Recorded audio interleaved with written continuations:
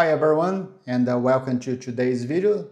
So today what we're going to do, we're going to create a compressed archive. Um, we're gonna compress the folder usr lib, and we're going to use the tar command. Okay. Here there's a remind. So we have basically like three main ways to zip, to compress the files: bzip, gzip, and xz.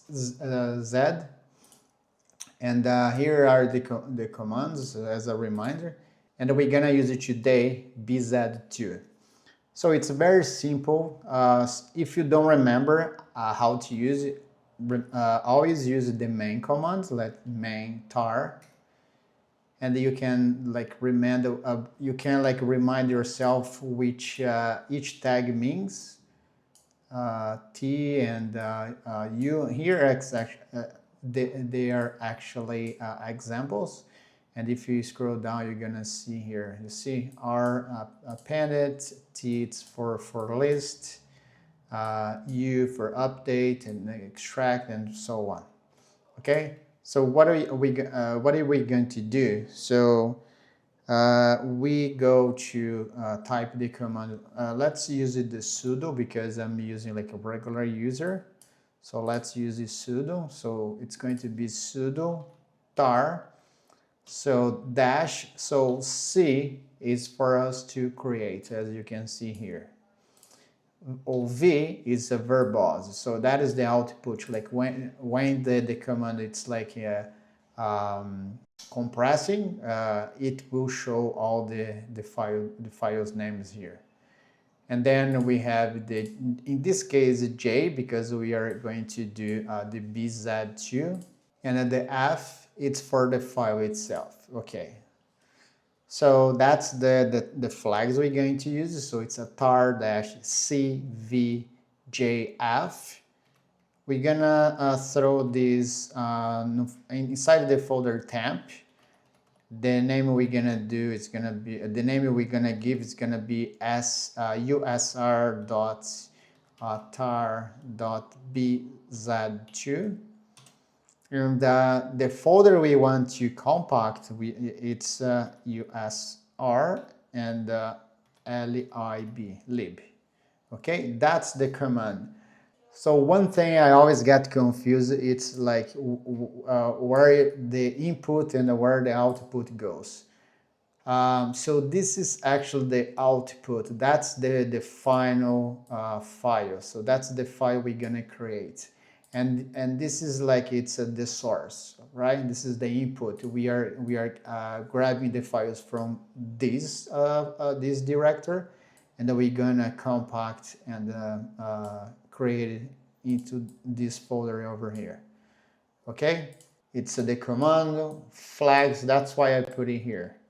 The syntax. So the command, the flags, the output, and then the input or the source. Okay, I will press enter, and I just need to enter my password, and it will take a little bit of time, because this is there are quite a few files inside the lib, so it will take a little bit of time. I will not bother you guys to keep you watching. So once it's back, once it's done, I will come back to you. There we go. It's been completed, so we can verify with ls. We can do ls inside. Actually, let me do ls-l inside the folder temp. And as you can see, here is our file. I can even use the ls with the -lh, because that will give you us like a human, the human output. It's easier for you to read this way than that way. So and now for just for a practice and for comparison, you can use it a different way to compact. You can go the command is going to be the same one. So, but instead of the bz2, you can use the Gzip, so you can just put it the Z here, and the command, the final command is going to be Gz. The difference between them, it's going to be one, it's going to be bigger than the other one, and to compress, one's going to be faster than the other one. It's like, it depends, like what are you looking for? You're looking for a speed, or you're looking for to save the size when you're backing up something. Okay, so okay, the second command, it's finished, and let's use I'm gonna use it the same one.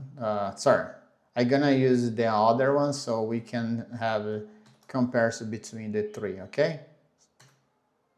Okay, I can tell that this one is the one that it took the most time. So let's compare now. I will give you ls-ldh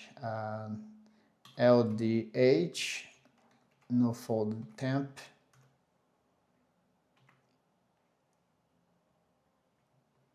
Let me remove the D. There we go. So as you can see, the XZ is the one that has the smaller size. However, it's the one that it took the most of the time. I think, like, if you want to, like, the fastest one is gonna be this one, the Gz. Even has the biggest size. It's the one that was the fastest for me, and this one is the smaller one, but it took a long time. So this is all I have for today's video. I hope you guys enjoy. Don't forget to practice and type the commands. Take a screenshot of this part here and saving somewhere, so you can always remember, and you can have something that you can just verify. But of course, you need to use the main command tar. That's gonna be your best friend. I think it's sometimes it's a little confused for you to read the manual, but with time, I think we can get used to. So like I said, this is all I have for today. I hope you guys enjoy, and I see you guys in the next video. Take care.